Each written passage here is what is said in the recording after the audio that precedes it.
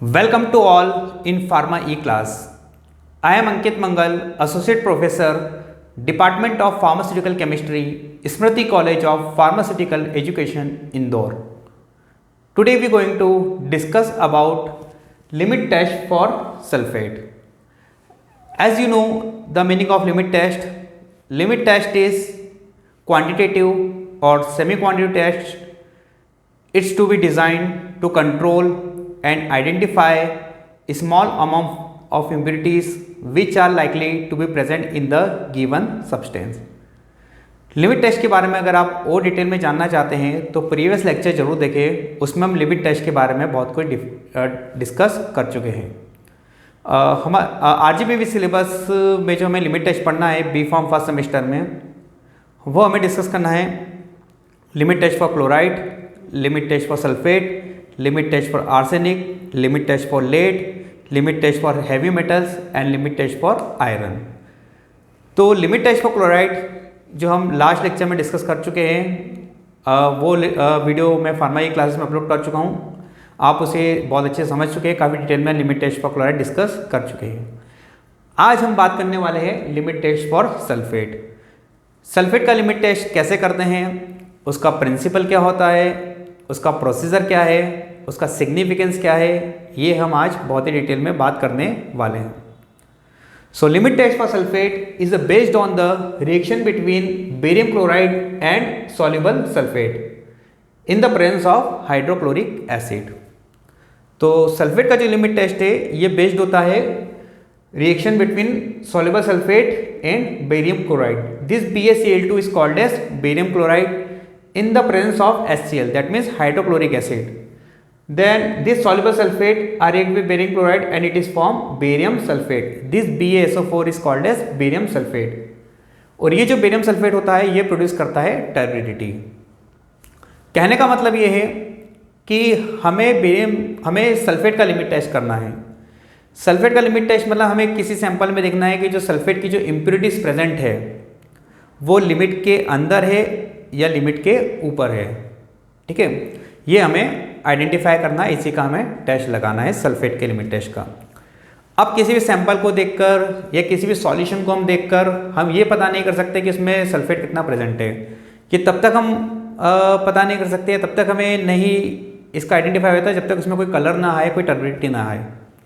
किसी भी सॉल्यूशन में कौन सी इम्प्योरिटी कितने अमाउंट प्रेजेंट है तभी हमें आइडेंटिफाई होगा जब तक उसमें कलर चेंजेस ना हो या ना कोई टर्बिडिटी ना हो, ना कोई ऑपलेसेंस ना हो। तो टर्बिडिटी प्रोड्यूस करवाने के लिए या कलर चेंजेस प्रोड्यूस करवाने के लिए या ऑपलेसेंस प्रोड्यूस करवाने के लिए हम ऐड करते हैं रिएजेंट्स। तो सिमिलरली अगर हमें सल्फेट की इम्प्योरिटीज़ का फाइंड आउट करना है या सल्फेट की इम्प्योरिटीज़ हमें आइडेंटिफाई करना है तो हमें रिएजेंट ऐड करना रहेगा, उसमें बेरियम क्लोराइड और HCl। और ये बेरियम क्लोराइड ऐड करेगा सल्फेट से, वो बनाएगा बेरियम सल्फेट। और ये जो बेरियम सल्फेट बनता है ये प्रोड्यूस करता है टर्बिडिटी। ये होता है सॉलिड फॉर्म में, प्रेसिपिटेट फॉर्म में। तो जैसे सॉल्यूशन में बेरियम सल्फेट आ जाता है तो ये प्रोड्यूस करेगा टर्बिडिटी, और जो टर्बिडिटी हमें विजुलाइज होगी या जो टर्बिडिटी हमें सॉल्यूशन में दिख पाएगी। क्लियर है? और यही प्रिंसिपल होता है सल्फेट के लिमिट टेस्ट का। The barium chloride test solution in IP has been replaced by barium sulphate reagent. अब क्या है कि IP ने जो बेरियम क्लोराइड का जो सॉल्यूशन होता है उसे रिप्लेस कर दिया बेरियम सल्फेट रिएजेंट का। बेरियम सल्फेट रिएजेंट एक रिएजेंट होता है, इस रिएजेंट का यूज होता है सल्फेट के लिमिट टेस्ट में। ठीक है, जिसको बोलते हैं बेरियम सल्फेट रिएजेंट। अब यहाँ पर कंफ्यूजन एक होता है कि बेरियम सल्फेट रिएजेंट क्या बेरियम सल्फेट होता है? नहीं, बेरियम सल्फेट रिएजेंट एक रिएजेंट होता है जिसमें 3 तरह के कंपोनेंट होते हैं, barium chloride, sulphate free alcohol and solution of potassium sulphate. इन तीनों का जो सॉल्यूशन होता है या जो तीनों का जो मिक्सचर होता है that is called as barium sulphate reagent. अब आप देखोगे कि बेरियम सल्फेट रिएजेंट में बेरियम सल्फेट कहीं भी नहीं है। बेरियम सल्फेट रिएजेंट में क्या है? बेरियम क्लोराइड है, सल्फेट फ्री अल्कोहल है और पोटेशियम सल्फेट का सॉल्यूशन है। इन तीनों के जो मिक्सचर होता है that is called as barium sulphate reagent. Barium sulphate तो यहाँ पर बन रहा है, लेकिन बेरियम सल्फेट को बनाने के लिए जो रिएजेंट यूज हो रहा है that is called as barium sulphate reagent. अब यहाँ पर क्वेश्चन आता है कि हम बेरियम क्लोराइड डायरेक्टली क्यों यूज नहीं कर सकते, हम बेरियम सल्फेट रिएजेंट क्यों यूज करते हैं? IP ने जो है बेरियम सल्फेट रिएजेंट को ही क्यों प्रिस्क्राइब करा है? तो इसका एक रीजन है कि बेरियम क्लोराइड की जो है रिक्वायरमेंट है वो तो बेरियम क्लोराइड जो रिएक्ट करेगा तो सल्फेट इम्प्योरिटी से रिएक्ट करेगा और बना लेगा बेरियम सल्फेट। तो बेरियम क्लोराइड तो यहाँ बहुत ही ज़रूरी है। सल्फेट फ्री एल्कोहल, एल्कोहल का यहाँ पर ये रोल रहता है कि सुपर सैचुरेशन को ये प्रिवेंट करता है। जो बेरियम सल्फेट के जो प्रेसिपिटेट बनते हैं इसका सुपर सैचुरेशन ना हो, इसको ये प्रिवेंट करेगा। और जब हम सल्फेट फ्री एल्कोहल का यूज़ करते हैं लिमिट टेस्ट में, सल्फेट के लिमिट टेस्ट में, तो ये क्या होता है कि टर्बिडिटी जो आती है, जो ऑपोलेसेंस आता है वो यूनिफॉर्म आता है, एक जैसा आता है। जो पूरे सॉल्यूशन में एक फॉर्म टर्बिडिटी आती है जिससे हमें कंपैरिजन करने में इजी होता है। हमें टेस्ट और स्टैंडर्ड के बीच में जब हम कंपैरिजन करते हैं वो हमें इजी हो जाता है। पोटेशियम सल्फेट का यूज ये होता है कि पोटेशियम सल्फेट एक्ट करते हैं यहाँ पर एक सीडिंग एजेंट। ये जो रिएक्शन होती है इसकी सेंसिटिविटी को बढ़ाता है। सीडिंग एजेंट ये वर्ड आया सीड से, जैसे एक सीड से पूरा पौधा होता है, वैसे पोटेशियम सल्फेट में जो सल्फेट होता है वो बेरियम सल्फेट को बनाने में या बेरियम सल्फेट के फॉर्मेशन में यहाँ पर हेल्प करता है। तो ये एक्ट करता है एज अ सीडिंग एजेंट। तो बेरियम सल्फेट रिएजेंट का ये कंपोजिशन होता है और सल्फेट के लिमिट टेस्ट का है ये प्रिंसिपल होता है। ठीक है, तो ये जो रिएक्शन होने वाली है जो यहाँ पर आपको बोर्ड पे दिख रही है, ये रिएक्शन टेस्ट सैंपल में भी होगी और स्टैंडर्ड में भी होगी, जिसे हम रेफरेंस का नाम देते हैं। ठीक है, तो यहाँ पर हमें दो सैंपल या दो सॉल्यूशन लेना रहेंगे, एक तो टेस्ट सैंपल और एक है स्टैंडर्ड सॉल्यूशन। दो सॉल्यूशन लेंगे, टेस्ट सैंपल और स्टैंडर्ड सॉल्यूशन, जैसा कि हमने क्लोराइड के लिमिट टेस्ट में भी किया था। तो आइए हम बात करते हैं प्रोसीजर की। तो प्रोसीजर में हम दो सॉल्यूशन प्रिपेयर करेंगे, एक होगा हमारा टेस्ट सॉल्यूशन और एक होगा स्टैंडर्ड सॉल्यूशन। और ये जो प्रोसीजर हम परफॉर्म करेंगे नेसा सिलेंडर में हम परफॉर्म करेंगे। नेसा सिलेंडर जैसा कि हमने प्रीवियस लेक्चर में डिस्कस किया है कि बोरोसिलिकेट ग्लास का एक सिलेंडर होता है जिसकी जो डायमीटर होता है वो बॉटम से लेकर टॉप तक एक जैसा होता है। ये 50 ml में भी अवेलेबल है, 100 ml में भी अवेलेबल होता है। और इसमें जो है विजुअलाइजेशन बहुत ही क्लियर होता है, इसलिए हम यूज़ करते हैं नेसा सिलेंडर का। कलरलेस होता है, बोरोसिलिकेट ग्लास का होता है। क्लोराइड का लिमिट टेस्ट भी नेसा सिलेंडर में परफॉर्म करते हैं और सल्फेट का लिमिट टेस्ट भी हम परफॉर्म करेंगे नेसा सिलेंडर में। तो यहाँ हमें दो नेसा सिलेंडर लेना रहेंगे, एक होगा टेस्ट सैंपल का या टेस्ट सॉल्यूशन का, सेकंड नेसा सिलेंडर हमें रिक्वायरमेंट होगा स्टैंडर्ड का। स्टैंडर्ड क्यों? क्योंकि स्टैंडर्ड से ही हम कंपेरिजन करने वाले हैं टेस्ट सॉल्यूशन को। तो यहाँ पर जो हमें टर्बिडिटी मिलने वाली है वो स्टैंडर्ड सॉल्यूशन में मिलने वाली है और टेस्ट सॉल्यूशन में मिलने वाली है। क्लियर है?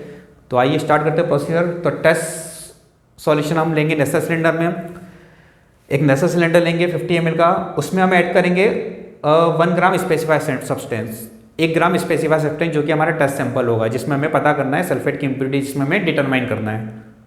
वो सैंपल लेंगे या वो सब्सटेंस लेंगे 1 ग्राम। देन इसमें ऐड करेंगे 2 ml HCl, ये हाइड्रोक्लोरिक एसिड इसमें हम ऐड करेंगे HCl 2 ml HCl। अब हाइड्रोक्लोरिक का रोल क्या होता है, HCl का यहाँ पर रोल क्या है वो मैं इसके प्रोसीजर के बाद में डिस्कस करूँगा। तो 1 ग्राम हमने स्पेसिफाइड सब्सटेंस दिया, देन उसमें ऐड करा 2 ml हाइड्रोक्लोरिक एसिड, फिर इसको डाइल्यूट करेंगे 45 ml अप टू 45 ml तक, मतलब 45 ml तक, 45 ml वाटर नहीं लेंगे, इतना वाटर लेंगे कि 45 ml तक उसका वॉल्यूम हो जाए। तो अप टू 45 ml तक वाटर से इसको हम डाइल्यूट करेंगे टेस्ट सॉल्यूशन को। देन इसमें ऐड करेंगे 5 ml बेरियम सल्फेट रिएजेंट। पहले हमने लिया 1 ग्राम सैंपल, देन उसमें हमने 2 ml हाइड्रोक्लोरिक एसिड ऐड करा, देन उसका वॉल्यूम मेकअप करा, अप टू 45 ml तक उसको डाइल्यूट करा, फिर डाइल्यूट करने के बाद 5 ml हम लेंगे बेरियम सल्फेट रिएजेंट। उसके बाद उसको स्टर करेंगे। तो बेरियम सल्फेट रिएजेंट क्या करेगा, उसमें बेरियम क्लोराइड भी होगा, सल्फेट फ्री अल्कोहल भी होगा और उसमें पोटेशियम सल्फेट भी होगा। तो वो रिएक्ट करेगा सल्फेट से, बना लेगा बेरियम सल्फेट। अगर उसमें सल्फेट प्रेजेंट है तो बेरियम सल्फेट बनेगा, और बेरियम सल्फेट बनेगा तो उसमें टर्बिडिटी आएगी। तो हम ऑब्जर्व करेंगे टर्बिडिटी। अब टर्बिडिटी ज़्यादा आएगी या कम आएगी डिपेंड करेगा कि इसमें सल्फेट कितना है। अगर सल्फेट ज़्यादा होगा तो बेरियम सल्फेट ज़्यादा बनेगा, बेरियम सल्फेट ज़्यादा बनेगा तो टर्बिडिटी ज़्यादा प्रोड्यूस होगी। अगर उसमें टर्बिडिटी कम आ रही है दैट मीन्स उसमें सल्फेट कम है, सल्फेट कम है तो बेरियम सल्फेट कम बन रहा है, बेरियम सल्फेट का फॉर्मेशन कम हो रहा है तो टर्बिडिटी यहाँ पर कम आ रही है।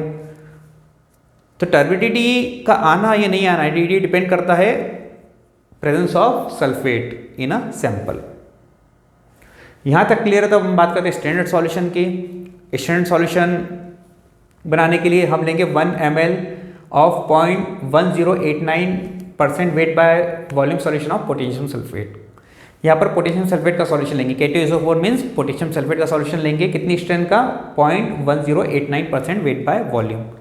ये वैल्यू हमें मिलती है फार्माकोपिया से। अब यहाँ पर सल्फेट इसलिए ले रहे क्योंकि सल्फेट का ये स्टैंडर्ड वैल्यू होती है जिसको हम कंपैरिजन करने वाले टेस्ट से। इसके बाद हम ऐड करेंगे 2 ml डाइल्यूट हाइड्रोक्लोरिक एसिड। जैसे कि हाइड्रोक्लोरिक एसिड यहाँ ऐड करा था, यहाँ भी हम स्टैंड में भी हम 2 ml हाइड्रोक्लोरिक एसिड ऐड करेंगे। देन इसे भी डाइल्यूट करेंगे 45 ml विथ वाटर के साथ। वाटर के साथ इसको 45 ml तक डाइल्यूट करेंगे। वाटर के साथ डाइल्यूट करने में यहाँ फिर हम ऐड करेंगे स्टैंडर्ड सॉल्यूशन में 5 ml solution of barium sulphate reagent. जैसा कि हमने टेस्ट सैंपल में 5 ml बेरियम सल्फेट रिएजेंट लिया था, वैसे भी स्टैंडर्ड सॉल्यूशन में भी हम 5 ml barium sulphate reagent add करेंगे। फिर उसको हम स्टिर करेंगे। स्टिर करने के बाद हम देखेंगे उसमें टर्बिडिटी। अब यहाँ तो देखो पोटेशियम सल्फेट है, दैट मीन्स यहाँ पर सल्फेट प्रेजेंट ही है, तो बेरियम सल्फेट इससे बनेगा ही, तो उसमें टर्बिडिटी आएगी। अब हम यहाँ पर करना है हमें कंपैरिजन। किसका कंपैरिजन? स्टैंडर्ड सॉल्यूशन का और टेस्ट सॉल्यूशन का। हम दोनों को सामने रख के कंपैरिजन करेंगे, दोनों नेसेसिटी को सामने रखेंगे। एक में टेस्ट सॉल्यूशन है और एक में स्टैंडर्ड सॉल्यूशन है, वो देखेंगे turbidity. If turbidity of test solution is more than the standard, that means अगर टेस्ट सॉल्यूशन की टर्बिडिटी स्टैंडर्ड से ज़्यादा होती है, टर्बिडिटी ज़्यादा है मतलब उसमें बेरियम सल्फेट ज़्यादा है, बेरियम सल्फेट ज़्यादा है मतलब कि टेस्ट में सल्फेट की इम्प्योरिटीज ज़्यादा है। अगर उसमें बेरियम सल्फेट ज़्यादा है तो उसमें टर्बिडिटी ज़्यादा है। अगर टेस्ट में टर्बिडिटी ज़्यादा आती है तो इसका मतलब टेस्ट सैंपल फेल है। क्यों? क्योंकि इसमें इम्प्योरिटीज ज़्यादा है। If turbidity of test sample is less than the standard, अगर स्टैंडर्ड की टर्बिडिटी टेस्ट सैंपल से ज़्यादा है या टेस्ट की टर्बिडिटी स्टैंडर्ड से कम है। अब यहाँ पर टेस्ट की टर्बिडिटी स्टैंडर्ड से कम है मतलब टेस्ट में बेरियम सल्फेट कम बना है, टेस्ट में बेरियम सल्फेट कम बना है मतलब टेस्ट में सल्फेट की इम्प्योरिटी कम है। अगर सल्फेट की इम्प्योरिटी कम है मतलब जो स्टैंडर्ड से वो कमी है, सल्फेट स्टैंडर्ड से कमी हो मतलब वो लिमिट के अंदर है। जब सल्फेट की इम्प्योरिटी लिमिट से अंदर है तो ये जो टेस्ट है वो सैंपल है वो पास है। क्लियर है? तो यहाँ पर हमें कंपेरिजन करना है टेस्ट सॉल्यूशन को और स्टैंडर्ड सॉल्यूशन को और टर्बिडिटी को ऑब्जर्व करना है। टर्बिडिटी क्यों आ रही है? टर्बिडिटी आ रही है सल्फेट की रिएक्शन और बेरियम क्लोराइड के रिएक्शन से यहाँ पर टर्बिडिटी आ रही है। अब यहाँ पर HCl का क्या रोल रहता है? तो HCl का यहाँ पर वही रोल रहता है जो हमने लिमिट टेस्ट फॉर क्लोराइड में पढ़ा था, जो रोल रहता है वहाँ पर HNO3 का। यहाँ पर HCl भी क्या करता है? कॉमन आयन प्रोड्यूस करता है। जैसे कि क्लोराइड, बेरियम क्लोराइड में जो कॉमन आयन होती है क्लोराइड की, वैसे HCl में क्लोराइड की कॉमन आयन होती है, तो कॉमन आयन प्रोड्यूस करता है। सेकंड ये एसिडिक एनवायरनमेंट प्रोड्यूस करता है। एसिडिक एनवायरनमेंट प्रोड्यूस करेगा जिससे क्या होगा? बेरियम सल्फेट के जो प्रेसिपिटेट है वो इजी हमें विजुलाइज हो जाएंगे। तो HCl यहाँ पर क्या कर रहा है? टेस्ट की सेंसिटिविटी को इंक्रीज कर रहा है। ये जो बेरियम सल्फेट की जो प्रेसिपिटेट है, जो टर्बिडिटी है, उसको वो विजुलाइज कर रहा है, इसलिए यहाँ पर हम यूज करते हैं हाइड्रोक्लोरिक एसिड का या HCl का। तो फ्रेंड्स ये तो था all about the limit test for sulphate. Limit test for chloride previous video में आप लोग समझ चुके हो, ये है लिमिट टेस्ट फॉर सल्फेट। तो आज के लिए इतना ही।